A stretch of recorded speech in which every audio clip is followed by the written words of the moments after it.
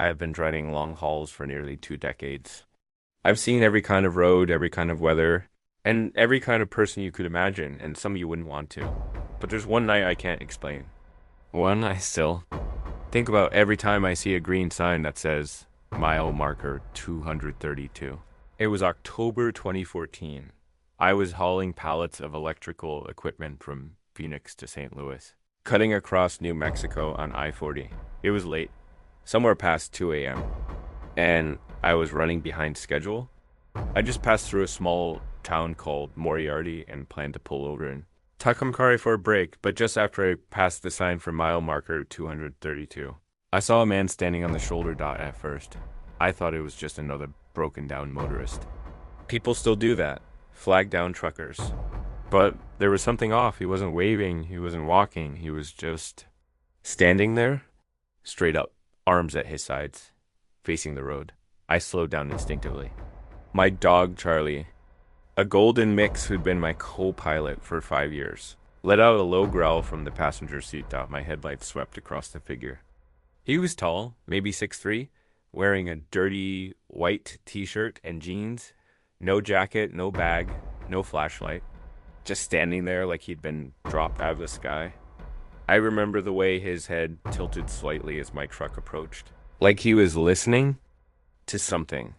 I passed him, my rearview mirrors caught him for a split second. Still standing, still staring. I didn't stop.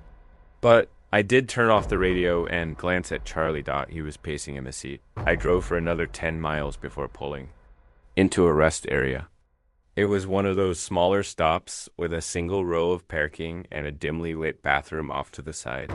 I parked, killed the engine, and took Charlie for a quick walk. The air was cold and dry. Stars were out. Nothing seemed wrong, but I couldn't shake it. That guy, the way he stood so still as we walked back toward the truck. I saw something that made me stop. There were footprints in the dust beside my truck.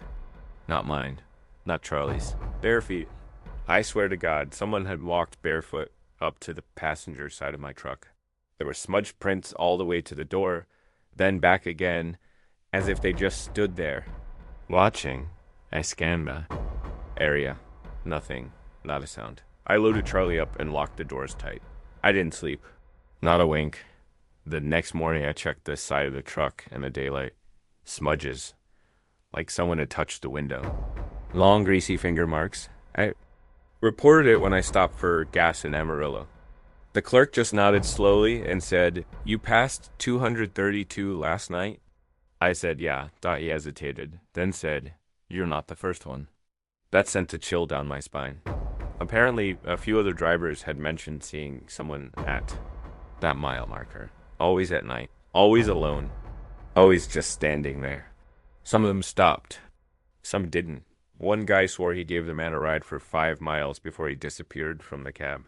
That part, I don't know.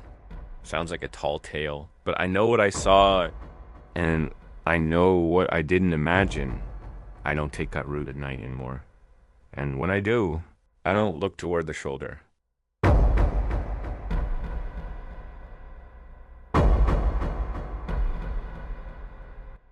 Back in 2009, I was hauling frozen meat up through northern Montana, highway routes near the Canadian border. The kind of roads where the snow never fully melts off the shoulder. It was mid-December. Cold as hell, wind whipping sideways, and visibility down to maybe 30 feet. I was used to it. I'd done this stretch dozens of times, but that night, something was wrong. And it started with a pair of headlights. I just left Havre, heading west on Highway 2, planning to make it to Shelby by midnight and sleep at the little lot behind it. I never knew. About half an hour out, I noticed headlights in my rearview mirror. At first, I didn't think much of it. Another truck, maybe a pickup. But they stayed back, far enough not to tailgate, close enough to keep pace. 15 minutes went by. They were still there. I slowed down a little, just to let them pass. They DID'd in single quotes, G. Charlie. This was my second dog. A black lab with a nervous streak. Started shifting into sleeper berth behind me. I could hear him breathing heavier than usual. I flashed my hazards once. Still no movement. No high beams. No lane change. Just those headlights.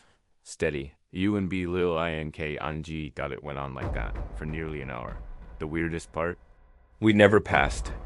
A single other car. No oncoming headlights. No taillights ahead. Just me, the road. And the lights behind me, I started to wonder if it was even a vehicle. I rolled down the window, leaned out into the cold, and tried to catch a look at it during. A curved dot, nothing dot, just a wall of snow and darkness. The lights stayed where they were. I never saw a grill. Never heard another engine dot, just twin white beams cutting through the snow, fixing my trailer. That's when I noticed something else dot my CB was picking up static, not just the usual hiss. But this strange clicking pattern, almost like Morse code, but erratic. I turned it down and tried to ignore it, but Charlie was now whining, low and panicked. I don't scare easy. I've had brake failures, wildlife jumps, even a full-on engine fire once, but this felt different. I pulled off at a small rest stop near the cut, bank area, just a plowed-out loop with one light pole and a boarded-up restroom. The second I pulled in, the lights behind me vanished. No turn off. No flash. Just gone. I waited. I left the truck running, walked back with a flashlight. My boots crunched the snow. I scanned the tree line. No tire tracks. No engine noise. Nothing. I sat in a cab for 2 hours that night. Waiting. No lights returned. In the morning, I found something strange under the snow near my trailer tires, like claw marks in the ice. 4 deep gouges in the ground, as if something had scraped its way out from underneath the vehicle. I took photos. Showed them to a sheriff in the next town. He looked uncomfortable. Said maybe a bear had wandered through. But bears don't move. Like headlights. And bears don't follow trucks for over an hour in a blizzard. Without leaving a single track on the road. I don't know what was behind me that night, but it never tried to pass.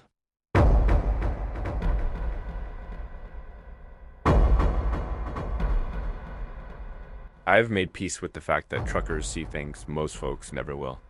We drive through the quiet parts of the country, the places that never show up on postcards. We see the dash between and 2017. I was heading east through Mississippi, running a solo job out of Freeport. I was tired, running late, and craving anything hot that wasn't a gas station sandwich. That's when I saw the sign. Roy's Diner, open late, 1 mile.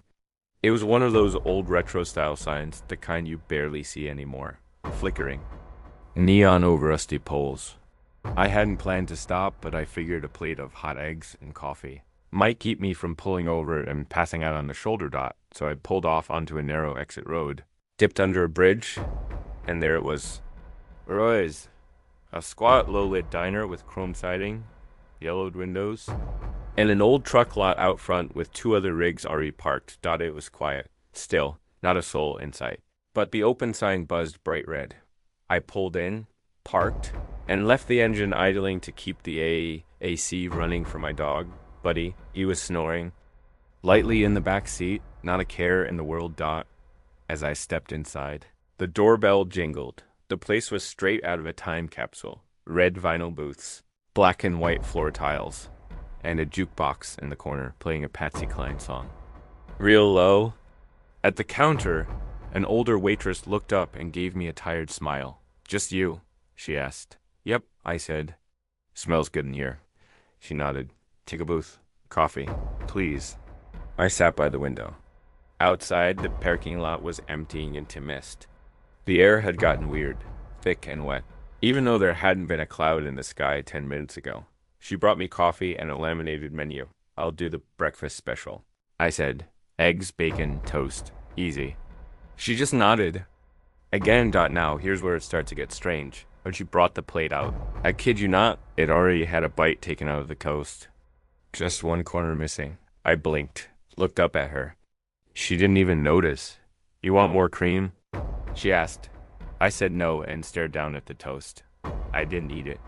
I ate the eggs and bacon, paid in cash, and got out of there as fast as I could. But when I got back to my truck, Buddy was wide awake, pacing in the cab, barking at nothing. and my door, the driver's side door, was unlocked. I always lock it. Always. It's muscle memory when I opened it. A horrible smell hit me, like copper, like blood. I checked every inch of that cab. Nothing, no one.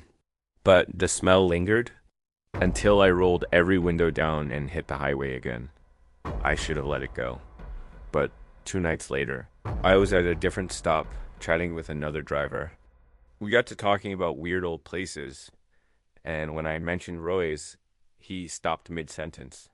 Wait, Roy's? Like down off 45? Yeah. He just shook his head slowly. That place burned down 5 years ago. Electrical fire. Took 2 drivers with it. Place has been boarded up since. I laughed. Told him he had to be mistaken. He pulled out his phone. Searched it. Sure enough, article, photos. Full report. Roy's diner burned to the ground in 2012, but I had a receipt in my wallet dated last Tuesday. When I went to pull it out, it was gone. Replaced with a blank yellowed slip. No ink. No stamp. Just the smell of old paper. I haven't taken that exit since dot sometimes. I wonder if I ever really loved Roy's.